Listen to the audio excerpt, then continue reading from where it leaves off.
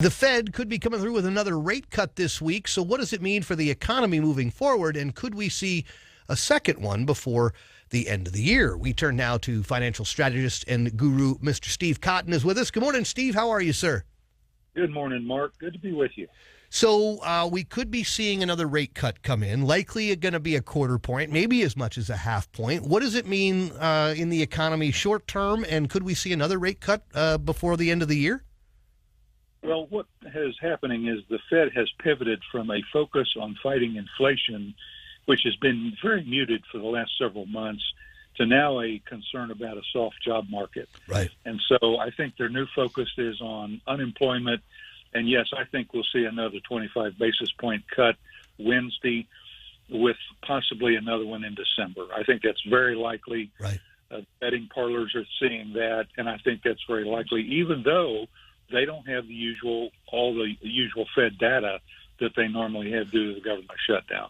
That's right. The shutdown has kind of locked down all of those reports that they generally have at their fingertips. I think the Consumer Price Index was the only one that they got, right? That's correct. It was showing that inflation rose about 3% in September, which is fairly soft, and it's less than they expected. Now, and again, I think it's fair to point out that there was times over the last 5 years that we saw that inflation number at 9 and 12%. Well, that's exactly right. Matter of fact, your memory is very good. Back in 2022, it was 9.1. That was probably the height, and but it's come down considerably since then. I think President Trump's argument is, why are you keeping it artificially high? Right. Because it affects consumer credit, it affects business borrowing decisions, it affects all kinds of things, and it even has a very indirect effect on long-term mortgage rates. So this cut that we could be getting Wednesday, obviously moving into the holiday season, money becomes even that much more of a big topic, right? Because of the retail sales numbers and whatnot, and people having money to spend. What does it do for us as we move into this latter part of the year? Well, I think it helps ease borrowing costs for businesses and consumers alike. It provides an impetus for long-term mortgage rates to come down. There's not a direct correlation, but there is an indirect. It decreases the value of checking accounts, savings accounts, things like that, CDs, home equity lines of credit. But overall, it should be stimulative. It should help set a floor under the economy in terms of economic activity, and that's really the Fed's goal. Right. The Fed's other goal here, Mark, is to remain relevant. They have been shaken up a little bit by some of Trump's rhetoric. They don't want to lose their independence as a government entity, and I think that's in the backdrop also. Right. Steve, as we look into 2026, obviously this is going to be an election year. 2 rate cuts right at the end of 2025. How does that position us as we move into the first part of 2026? Well, I think it'll be very positive. I think right now rates are about 4 to 4.5 or 4.25%. Mm-hmm. We could see that go to 3.75 to 4 or lower. I think it will go lower. The Social Security has just announced that there's going to be a cost of living increase, adjustment of about 2.8%, which is about an average of $56 a month to people. All of this is helpful, but the government shutdown remains a persistent negative wet blanket over everything, and that affects about 750,000 federal workers. Right. Well, there's going to become a point in time with the shutdown as we get even closer to the holiday season, and God forbid this thing goes, over the 35-day record, which it looks like it's going to, because it doesn't seem like anybody has any interest in moving in any direction on this. The airlines going to be the most drastically affected. Obviously, holiday travel will be drastically affected, which will throw off the holiday retail. I mean, all of it is a kind of a cascade effect, is it not? That's exactly right. That's a very astute comment, because we're already seeing a reduction in business orders. Business owners are going more slowly in terms of deciding what kind of holiday help they may need to hire on. It's got a ripple effect that backs up into the supply chain, and none of that's positive. We've got at least the framework seems to be agreed to between the U.S. and China. This is kind of a big deal that we got this news on, I believe it was on Friday or Saturday. Looking ahead, what does this do for trade for the United States? Obviously, we don't have the dirty details of the deal, but just the fact that we've got the framework in place, that's at least a positive sign to move forward some. Well, I think I'd be cautious about it because it's not a done deal till it's a done deal. We want the Chinese to buy more soybeans. That helps our Midwest and our soybean farmers, helps the whole supply chain. They have started signaling they might back off a little bit on the rare earths processing embargo that they've threatened. There's a lot of chess playing going on, and you won't find a better chess player than President Trump. And I think the Chinese have very severe economic issues. Xi has had very significant political problems at home as well. Mm-hmm.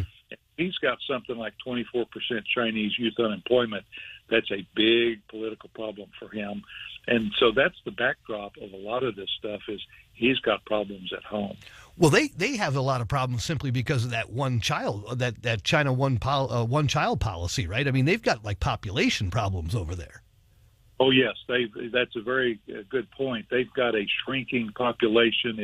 It's the largest in the world, but their birth rate, that policy was absolutely catastrophic for their birth rate. They've got more women than men in China. They've got all kinds of issues, and the youth unemployment is a huge one politically. Mm-hmm. So they have dramatically been reversing that one-child policy. They've been incentivizing Chinese families to have multiple kids, but they're way behind the curve on that.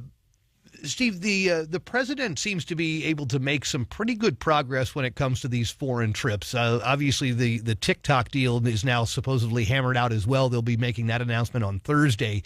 The president, though, much to the dismay of a lot of the mainstream media who seems to focus on very minor, insignificant details of these trips, the president has made some good headway in these last few trips, now minus the whole Canada trade deal. That's all off the table now. But aside from that one, it's been pretty good. Well, you're right. It has been good. And matter of fact, I remember when Ronald Reagan came in 1980, his first year was 1981. And I remember the rebuilding the defense budget and the Hans Conable tax cuts and the Redmond Hollings budget cuts that Reagan didn't get everything he wanted on. But he did some very significant things that set the stage for the longest peacetime economic expansion in U.S. history that went all the way into the Clinton years. Right.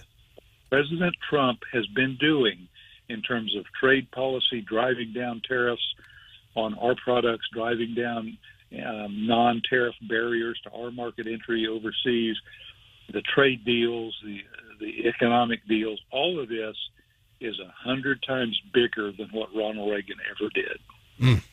It's going to be something to watch unfold if it all comes to fruition. This could set up a very interesting midterm for this administration, and kind of breaking with history, where historically the party in power tends to lose seats.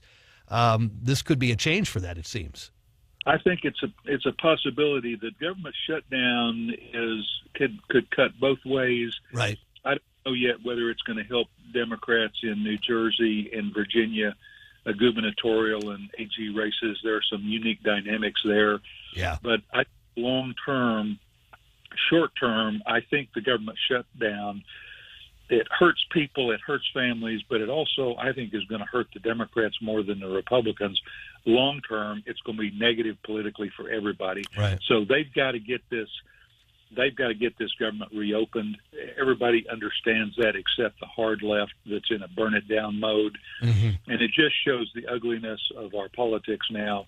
And I'm hoping it'll come to a resolution, because we've got air traffic controllers that are calling in sick. We've got, the food stamp program. 41 million Americans are affected by the SNAP program. Right.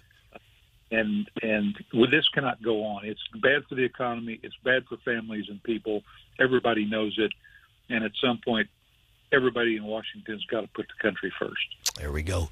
Steve, always a pleasure, my friend. We certainly appreciate your time. My guest this morning, financial strategist and financial guru Steve Cotton with us. Steve, always looking forward to catching up with you, and we'll look forward to catching up with you next time. Thank you, Mark. Everybody have a great day. You got to take care, my friend.